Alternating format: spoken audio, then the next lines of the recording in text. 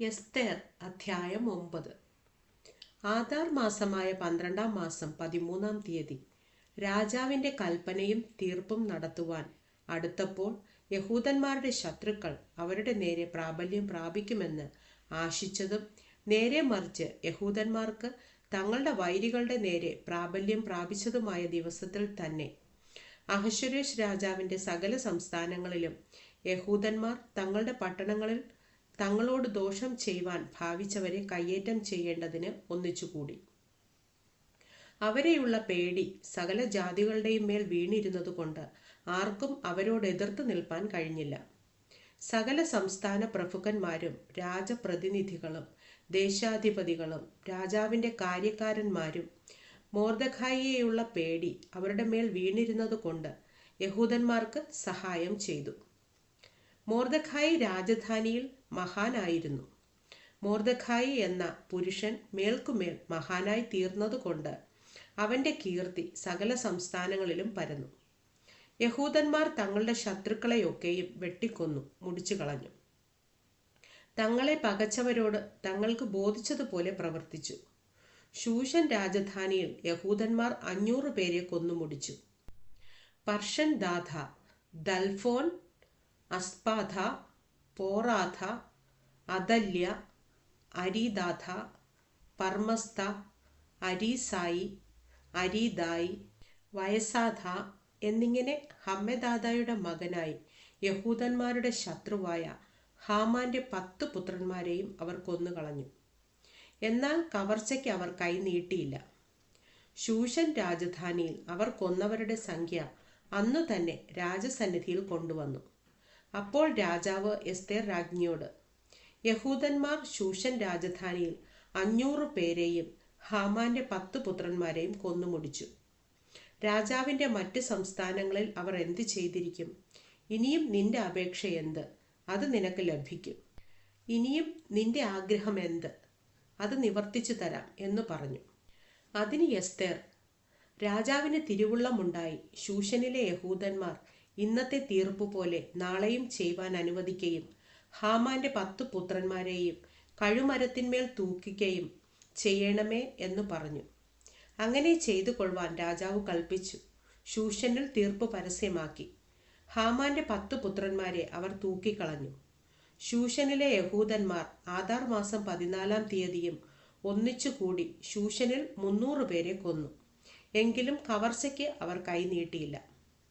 രാജാവിൻ്റെ സംസ്ഥാനങ്ങളിലെ ശേഷം യഹൂദന്മാർ ആദാർ മാസം 13-ാം തീയതി ഒന്നിച്ചുകൂടി തങ്ങളുടെ ജീവരക്ഷയ്ക്കായി പൊരുതി ശത്രുക്കളുടെ കയ്യിൽ നിന്ന് ഒഴിഞ്ഞ് വിശ്രമം പ്രാപിച്ചു. അവർ തങ്ങളുടെ വൈരികളിൽ 75,000 പേരെ കൊന്നുകളഞ്ഞു. എങ്കിലും കവർച്ചയ്ക്ക് കൈ നീട്ടിയില്ല. ആ മാസം 14-ാം തീയതിയോ അവർ വിശ്രമിച്ചു. വിരുന്നും സന്തോഷവുമുള്ള ദിവസമായിട്ട് അതിനെ ആചരിച്ചു. ശൂഷനിലെ യഹൂദന്മാർ ആ മാസം 13-ാം തീയതിയും 14-ാം തീയതിയും ഒന്നിച്ചുകൂടി. 15-ാം തീയതി അവർ വിശ്രമിച്ച് അതിനെ വിരുന്നും സന്തോഷവുമുള്ള ദിവസമായിട്ട് ആചരിച്ചു.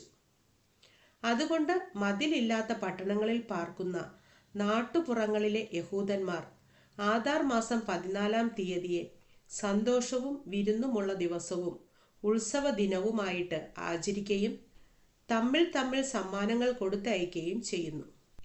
ആണ്ടുതോറും ആദാർ മാസം 14-ഉം 15-ഉം തീയതിയെ യഹൂദന്മാർ തങ്ങളുടെ ശത്രുക്കളുടെ കയ്യിൽ നിന്ന് ഒഴിഞ്ഞു വിശ്രമിച്ച ദിവസങ്ങളായിട്ടും ദുഃഖം അവർക്ക് സന്തോഷമായും വിലാപം ഉത്സവമായും തീർന്ന മാസമായിട്ടും ആചരിക്കണമെന്നും അവയെ വിരുന്നും സന്തോഷവുമുള്ള നാളുകളും തമ്മിൽ സമ്മാനങ്ങളും ദരിദ്രന്മാർക്ക് ദാനധർമ്മങ്ങളും കൊടുക്കുന്ന നാളുകളുമായിട്ട് ആചരിക്കണമെന്നും അഹശ്വേരോശ് രാജാവിൻ്റെ സകല സംസ്ഥാനങ്ങളിലും സമീപത്തും ദൂരത്തുമുള്ള സകല യഹൂദന്മാർക്കും ചട്ടമാക്കേണ്ടതിനും മൊർദെഖായി ഈ കാര്യങ്ങൾ എഴുതി അവർക്ക് എഴുത്തയച്ചു. അങ്ങനെ യഹൂദന്മാർ തങ്ങൾ തുടങ്ങിയിരുന്നതും മൊർദെഖായി തങ്ങൾക്ക് എഴുതിയിരുന്നതുമായ കാര്യം ഒരു ചട്ടമായി കൈക്കൊണ്ടു. ആഗാഗ്യനായ ഹമ്മെദാഥയുടെ മകനായി എല്ലാ യഹൂദന്മാരുടെയും ശത്രുവായ ഹാമാൻ യഹൂദന്മാരെ നശിപ്പിക്കേണ്ടതിന് അവരുടെ നേരെ ഉപായം ചിന്തിക്കുകയും അവരെ നശിപ്പിച്ചു മുടിക്കേണ്ടതിന് പൂരെന്ന ചീട്ടിടുവിക്കയും.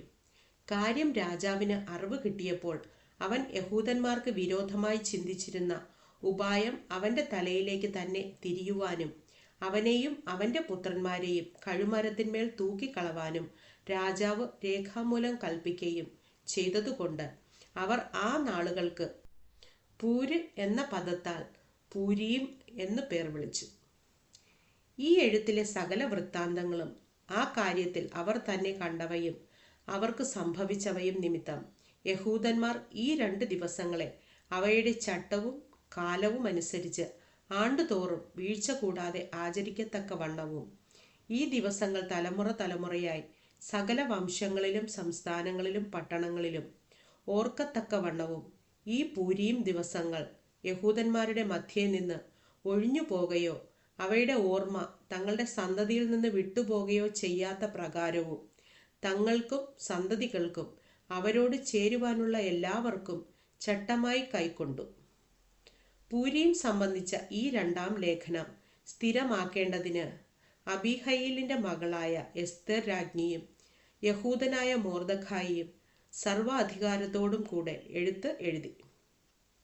യഹൂദനായ മൊർദെഖായിയെയും എസ്തേർ രാജ്ഞിയെയും അവർക്ക് ചട്ടമാക്കിയിരുന്നതുപോലെയും അവർ തന്നെ തങ്ങളുടെ ഉപവാസത്തിൻ്റെയും കരച്ചിലിൻ്റെയും സംഗതികളെ തങ്ങൾക്കും സന്തതികൾക്കും ചട്ടമാക്കിയിരുന്നതുപോലെയും ഈ പൂരീം ദിവസങ്ങളെ നിശ്ചിത സമയത്ത് തന്നെ സ്ഥിരമാക്കേണ്ടതിന് അവൻ അഹശ്വേരോശിന്റെ രാജ്യത്തിൽ ഉൾപ്പെട്ട 127 സംസ്ഥാനങ്ങളിലെ സകല യഹൂദന്മാർക്കും സമാധാനവും സത്യവുമായുള്ള വാക്കുകളോട് കൂടിയ എഴുത്തയച്ചു.